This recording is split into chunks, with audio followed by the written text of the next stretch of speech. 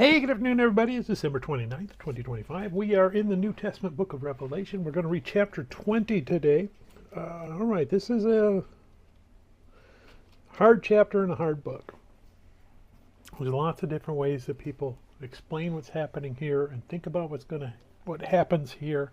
And again, this is one of those things you can get really, really, really, really deep. You could study this your entire life and still find new stuff on it. We're not going to go that deep in it. We're going to just look at it in its grand context, in its grand scale. We've been watching this battle between good and evil, and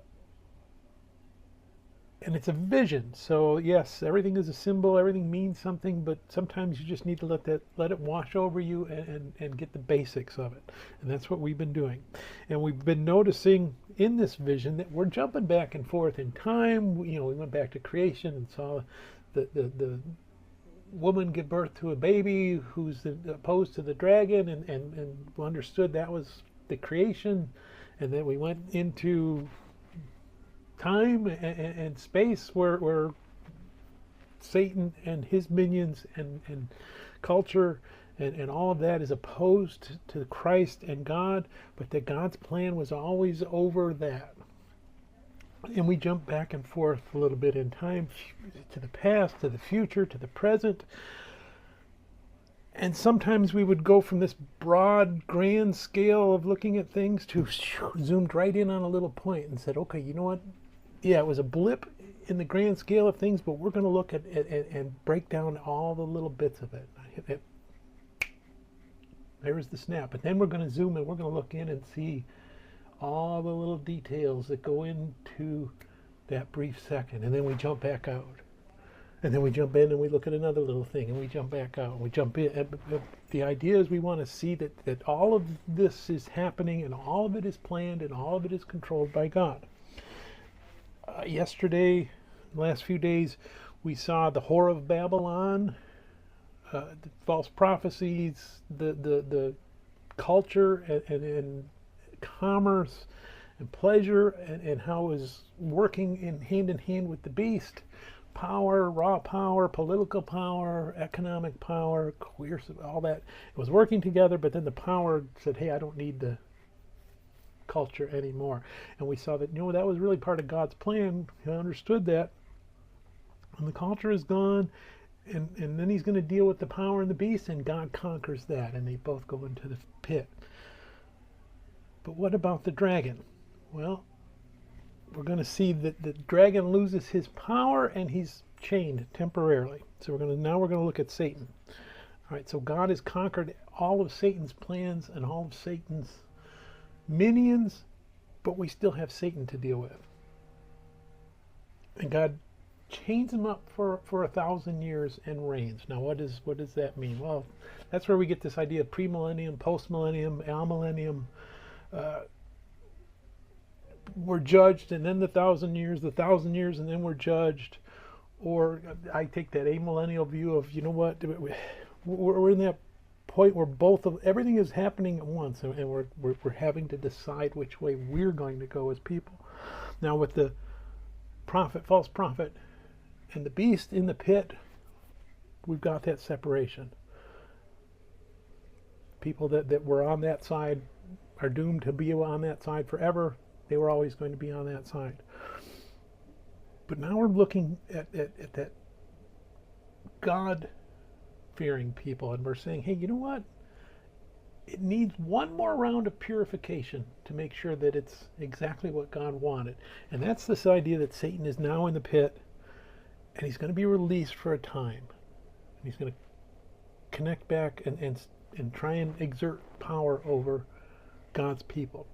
He's going to lose, but because he's now come back, that's going to draw just a little more people away that were on the fence. If you were on the fence and you just happened to pick God's side when all of this happened, and well, I picked the right side. It's like, yeah, but you wanted to pick the wrong side. So that's that idea that Satan comes back for a time. Just that one last trial by fire to make sure that God's people are really God's people. That you really chose to be in the Lamb's feast. And then we get the great white throne. And then God says, now the end is here. So we saw God say, okay, this is definitely the end. And then we've been zooming in, looking at, hey, even though it's the end, there was still some time to make your decision. And that's really what it was about. Make your decision. You have free will. Are you going to choose Satan? Are you going to choose God? Are you going to choose God because you've chosen God, or because Satan became not an option to you? Okay, well, maybe we'll put option. It is an option to you. Oh, well, then I would have picked it. Okay, well, then you would have picked it. That this is that final judgment,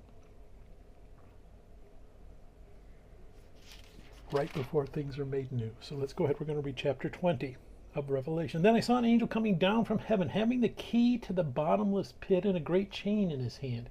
He laid hold of the dragon, that serpent of old, who is the devil and Satan, and bound him for 1,000 years. And he cast him into the bottomless pit and shut him up, and set a seal on him, so that he should deceive the nations no more till the 1,000 years were finished. But after these things he must be released for a little while. And I saw thrones, and they sat on them, and judgment was committed to them. Then I saw the souls of those who had been beheaded for their witness to Jesus and for the word of God, who had not worshipped the beast or his image, and had not received his mark on their forehead or on their hands. And they lived and they reigned with Christ for 1,000 years. But the rest of the dead did not live again until the 1,000 years were finished. This is the first resurrection.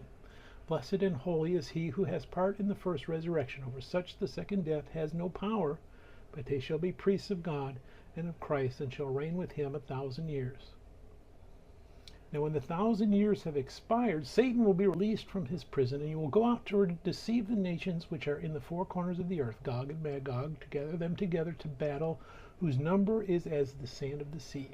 They went up on the breadth of the earth, and surrounded the camp of the saints and the beloved city, and fire came down from God out of heaven and devoured them.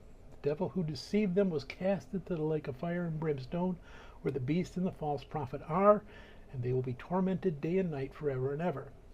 Then I saw a great white throne, and him who sat on it, from whose face the earth and the heaven fled away, and there was found no place for them. And I saw the dead, small and great, standing before God, and books were opened, and another book was opened, which is the book of life. And the dead were judged according to their works by the things which were written in the books.